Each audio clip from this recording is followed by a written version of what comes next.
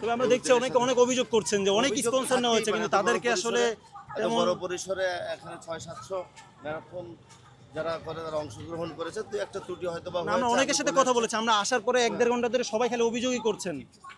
অনেকেই বলছেন যে এটা ব্যবসা নাকি? এটা নাকি ব্যবসা, হাতে দিলে।